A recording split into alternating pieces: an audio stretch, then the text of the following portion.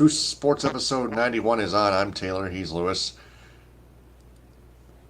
We're on the verge of a clean MLB postseason wildcard sweep. The Twins, Rangers, and Diamondbacks have all moved on.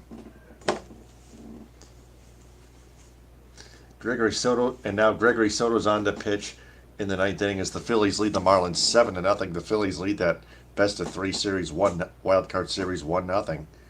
The Phillies are on the verge of sweeping the Marlins. I got the game streaming right now. Looks like it's sweeping time all day today. Yeah. Got a sweep. But then again, in a best of three series, I think it's pretty common. You don't have time, to mess around here. I mean, you could be just chewing your out. So if you lose the first game, your back is against the wall already. Edwards with a leadoff single. Marlins down 7-0, trying to rally, which is a pretty tall order. Yes. So Arraez up next. Luis Arraez is 0 for 3. Swing and a miss on a slider. 0-2. Okay.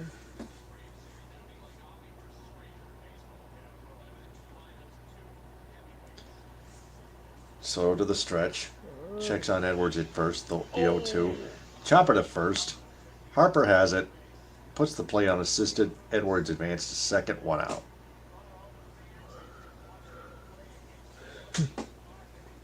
Good effort.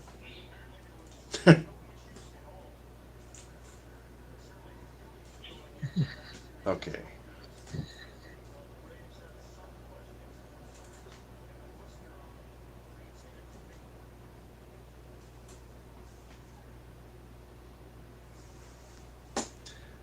Jorge Soler, swing and a miss on a slider.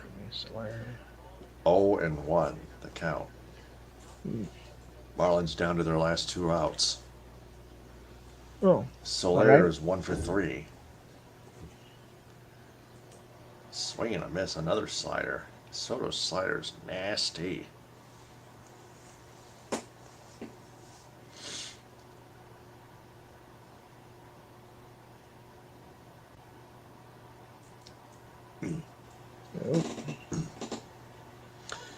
The 0-2 punched him out of there on the inside corner with a 100-mile-an-hour four-seam fastball. 2 out. Yeah. Marlins are down to their last out of the season.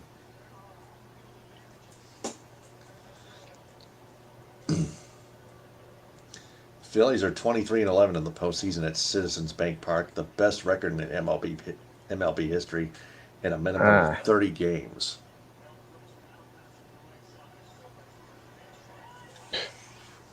Steer right call on Josh Bell. It's a muster on that ball. 100-mile-an-hour four-seam fastball at the knees. The 0-1 to Bell, swinging a foul, 98 on a sinker. A 98-mile-an-hour sinker. Yeah. Apparently in the fastball category, if you ask me. Oh, yeah. The 0-2 in the dirt on a slider at 92. 1-2. Duck out.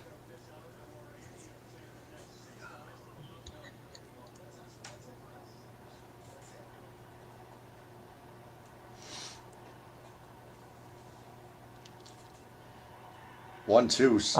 Check swing. He held up. Just barely. Yeah. 2-2.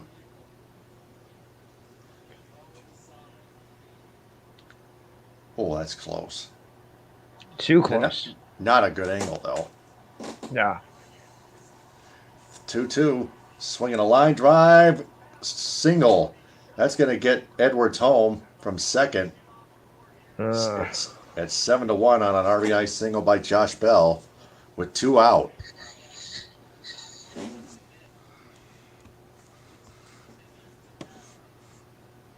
Hmm.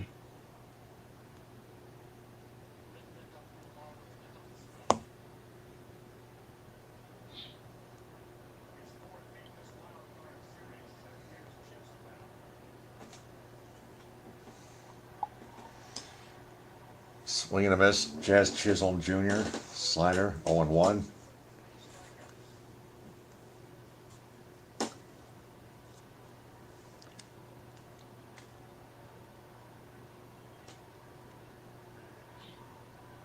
Swinging a foul 0-2. That's a slider. I think Soto needs to go back to his 100-mile-an-hour fastball.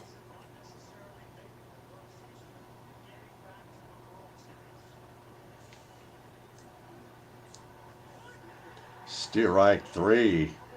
Yep, his is 100-mile-an-hour four-seam fastball, and the Phillies move on. They beat the Marlins 7-1.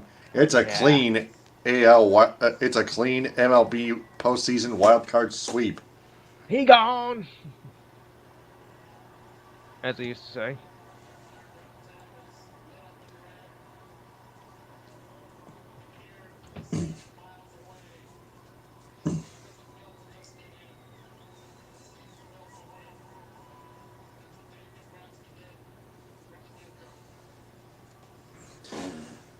The NLDS, the Philadelphia Phillies, and the Atlanta Braves.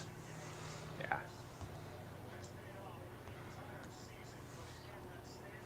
So, postseason looks like this. The Twins will take on the Houston Astros in the ALDS. The Texas Rangers will take on the 100-win Baltimore Orioles. Oh boy. Like I mentioned, the Phillies and the Braves, and then the Diamondbacks and the Dodgers. That should be a good one. Interesting matchup. Yes. The Diamondbacks are a really good juggernaut of an underdog. Yeah. I did a lot of hope for the D-backs, but I guess I could be proven wrong here. I mean, Right. they are considered a big underdog. Big one. Yep. All right. So it's True Sports Report time. Lewis, go ahead. All right, and away we go. Okay, so why don't we just wrap up the wild card scores here? First up, earlier today, the Rangers swept the Rays 7-1. Evaldi got the win. Eflin got the loss. The Rangers sweep the Rays 2-0 in the series. Also earlier today, the Twins blanked the Blue Jays 2-0, and they take the series 2-0. How about that? Gray got the win. Barrios got the loss, and Duran got the save. The D-backs over the Brewers 5-2, and the D-backs sweep the series 2-0. Gowan got the win. Petrella got the loss, and Seawalk got the save. And finally, the game that just ended. The Phillies over the Marlins 7-1. Nola got the win, and Garrett got the loss. All right, so I believe then I think the next round begins on Friday Friday, I think, for the NL and Saturday for the AL. But that is not official according to the site I have here, so I'll get back to everybody on that. All right, I got some MLS soccer. I know a lot of people don't really go for that, but I've got them anyway. Dallas and Colorado are in a delay right now, probably snowing because it's Colorado. Just getting underway, the Seattle Sounders are taking on the LA Galaxy, no score, as well as the Vancouver Whitecaps against St. Louis. And LAFC is getting underway with Minnesota right about now. Completed games, Montreal and Houston ended in a 1-1 draw. Charlotte over Toronto 3-0. My Red Bulls over Cincinnati 2-1. Probably not getting into the postseason though. Okay, Columbus over New England 2-1. They'll make the playoffs. And Philly over Atlanta 3-2. Austin over DC 3-0. Chicago over Miami 4-1. Sorry, Messi. And Orlando over Nashville 1-0. And NHL preseason is still going on. We still got a week to go before we end that. So the Devils beat the Rangers 5-2, much to my dismay. Red Wings over Pens 2-1. Blue Yes. Jackets, I know. Blue Jackets over Sabres 5-3. 8 minutes to go in the first. The Kraken versus the Canucks, and they're scoreless. And at the end of the second, the Oilers over the Flames 5-2. Tomorrow's schedule runs this way. Oh, okay. 7 o'clock, the Capitals take on the Blue Jackets. Also, the Red Wings take on the Maple Leafs. The Panthers take on the Lightning. The Islanders take on the Flyers. 7:30, the Bruins take on the Rangers. 8 o'clock, the Hurricanes take on the Yahoos. You call them the Predators. The Blues take on the Stars. The Senators take on the Jets.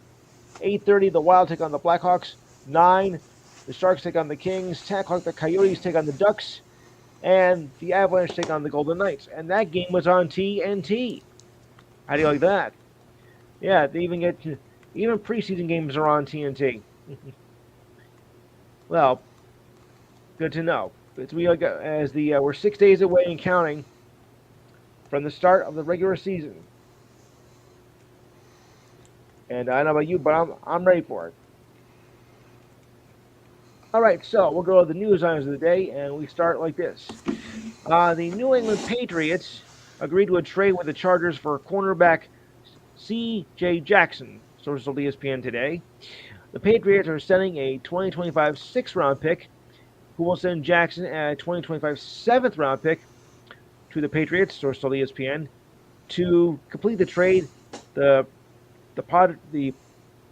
Patriots and Chargers are reworking the remaining $9.3 million of his contract for 2023, with the Patriots covering $1.5 million, with the Chargers covering the rest in a signing bonus. Told by ESPN. Jackson's contract will run through 2026 unless otherwise noted. Patriots rookie cornerback Christian Gonzalez suffered a shoulder injury in a 38-3 drubbing loss to the Cowboys on Sunday. Thank you. A source told ESPN that Gonzalez suffered a season-ending torn labrum. Ugh. Jackson signed a 5-year deal with $82.8 million with the Chargers in the offseason after 4 years with the Patriots. Jackson was an All-Pro in his final year with the Patriots and was second in the league with 8 interceptions. But Jackson was never the same with the Chargers. Instead, Jackson's time was marked by injury, legal troubles, and above all, disappointing play. When we got that, you get in big trouble. All right. 3 days after rain suspended a game called the ninth inning between the Mets and the Marlins, the Mets were awarded the victory. Miami's 2-run rally in the ninth was voided because the inning was not completed. Wait here, it gets even better. The league, after consulting with the Elias Sports Bureau, said today that the score reverted to a 1-0 under Article 702, Section B, 4A of the official rules that detail suspended games. If one team was ahead, and the team was declared the winner unless the game was called while an inning is called while the game was in progress and before the inning has been completed, and the visiting team has scored one or more runs to take the lead, and the home team has not retaken the lead, in which case the score upon the completion of the last full inning will stand.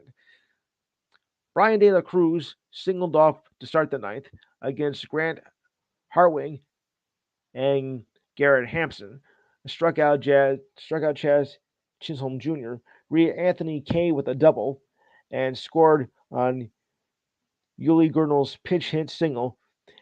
Xavier Edwards flied out, and John Beretti singled to second before the game was interrupted by rain at 9:41 p.m. and umpires decided to suspend the game just before 1 a.m., which was stupid. All the stats from the ninth inning were wiped out. Hartwig got the win, improving to 5-2, while Jesus Luzardo drops to 10-10 after allowing the leadoff single to Brett Barty in the eighth, who scored on Rafael Ortega's 2-out single against Andrew Nardi.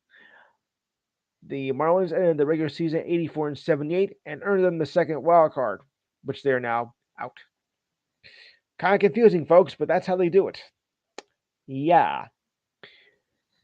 After a drought that spent 19 years, the Minnesota Twins finally won a playoff game last night. The Twins beat the Blue Jays 3-1 yesterday in the opening game of the AL wildcard series, with Royce Lewis, the injured former number one draft pick, recovering from a hamstring strain, just in time to hit 2 home runs with some of the most unheralded players, such as center fielder Michael Taylor, first baseman Donovan Solano, and relief pitcher Griffin Jacks, turning in big performances. With new star leader pitching ace Pablo Lopez embracing the magnitude of the streak and pitching like he was hell bent on ending it. This game means a lot to us for many reasons, said Lopez, after holding the Blue Jays to just 1 run in 5.5 innings on a very overcast afternoon. We just wanted to put an end. That was very unfortunate to our fans. Our fans have been great to us, supported us, and rooted for us no matter what. The way I see it now, we have a new streak going.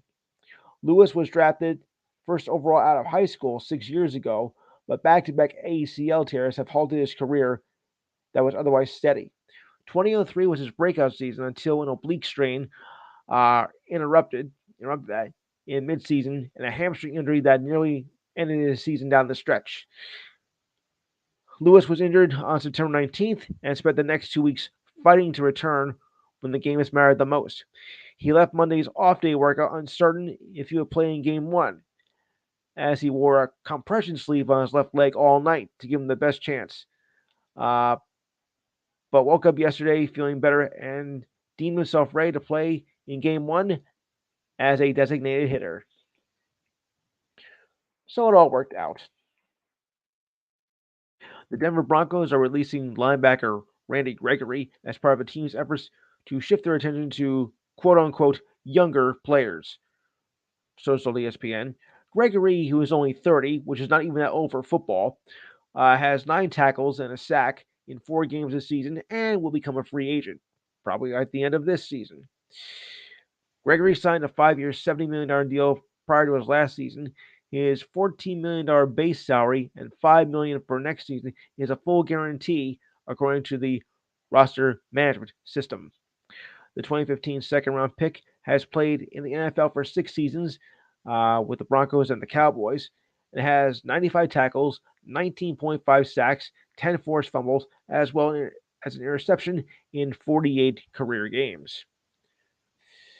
Linebacker Nick Bontino replaced Gregory against the Bears last week, helped force a game-tying sack fumble for a touchdown. And the Bears are going nowhere. Let's say that again, folks. All right. The mother here's an inspiring story, I think.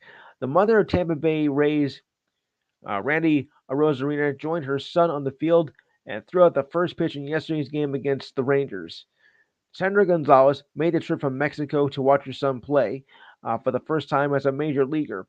She obtained a visa just recently and arrived in Florida on Monday. Gonzalez played catch with the All-Star outfielder near the home dugout before taking the mound and tossed a strike to Arozarena. Hey, not bad. Kind of inspiring. During the game, Arozarena singled to center in his first at bat and doubled later, finishing 2 for 4 despite the loss to the Rangers in Game 1.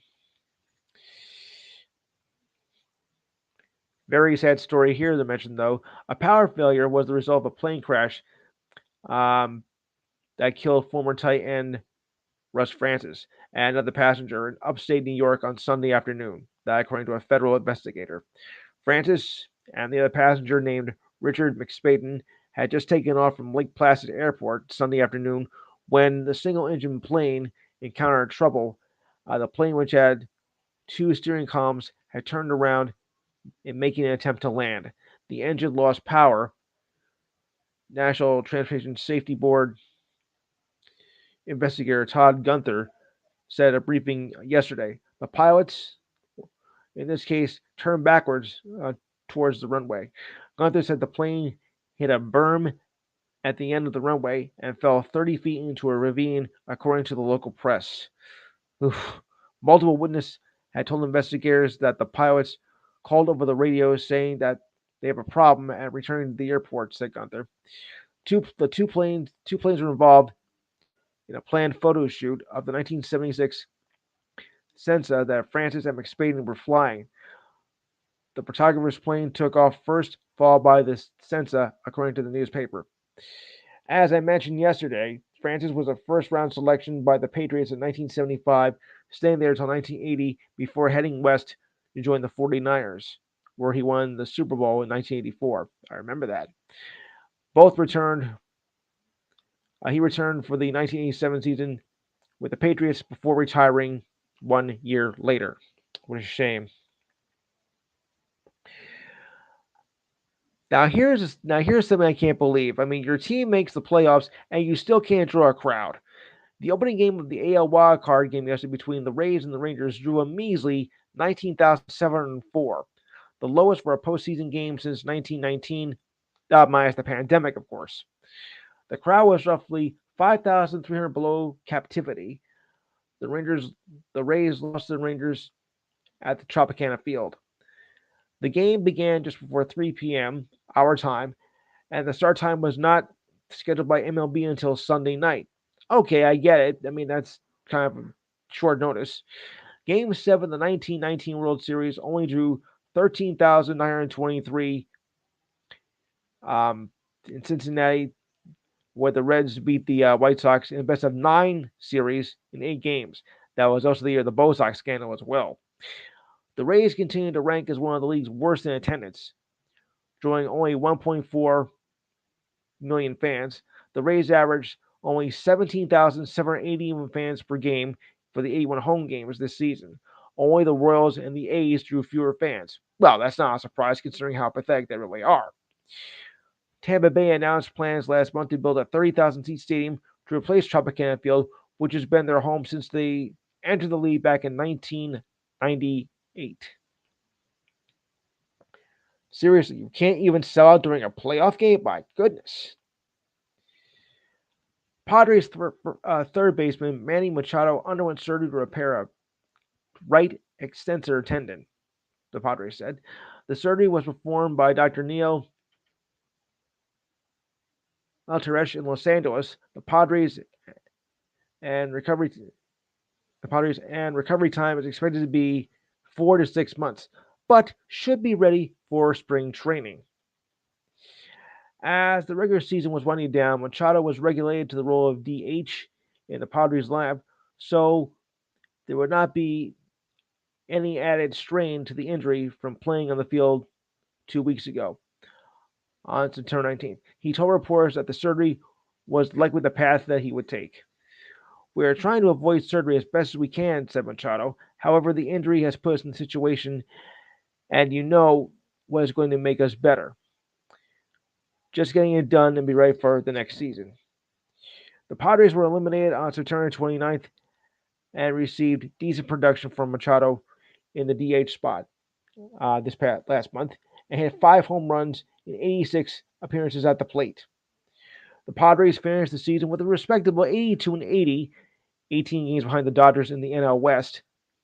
The Padres cleared out their lockers on Monday. Chairman Pete Sender released a statement that was posted on the team's website. We entered the 2023 season with expectations that we would build on last year's NLCS appearance and contended for a World Series title. We fell short of that goal. The Padres will learn from this season and emerge in 2024 with the pieces in place to compete for their first World Series title. We shall see.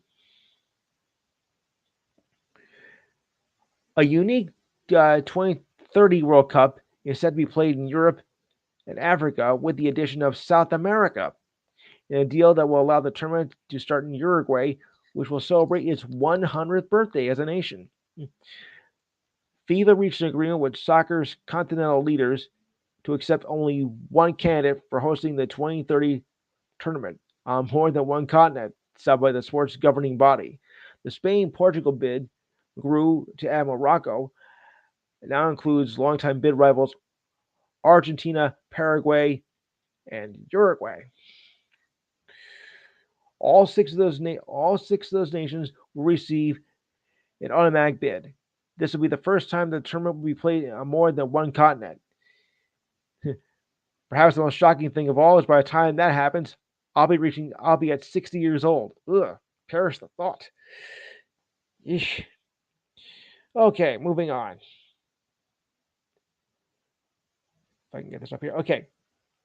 Uh, Forward Derek Stefan, who was one of the few players to score a hat trick in his debut, announced his retirement yesterday after 13 seasons in the league and played with 4 different teams.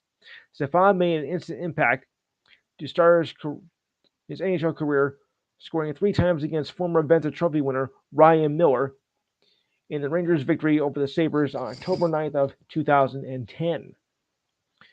That goes back quite a while, doesn't it?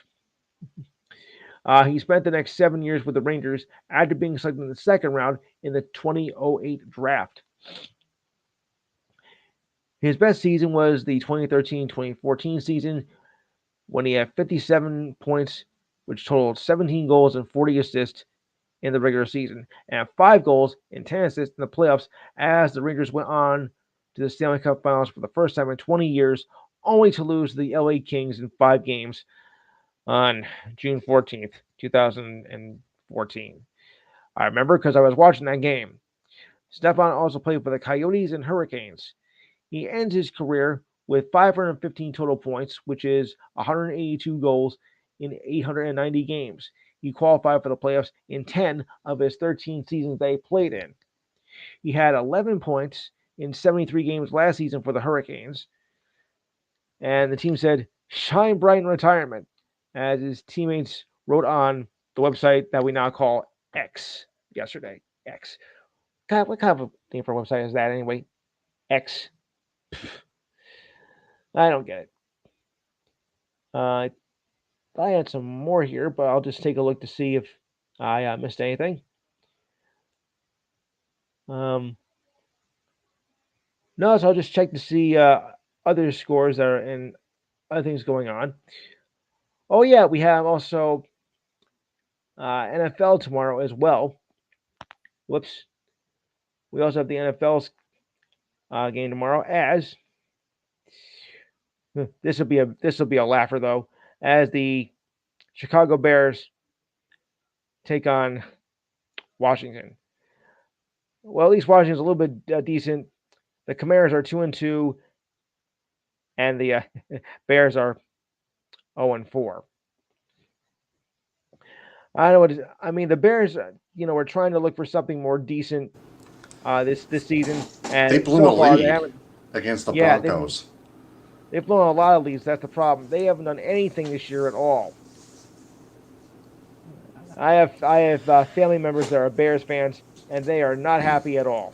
Ugh. They don't have a defense. You can say that again. They have no defense whatsoever. How do you win without defense? Simple, you don't.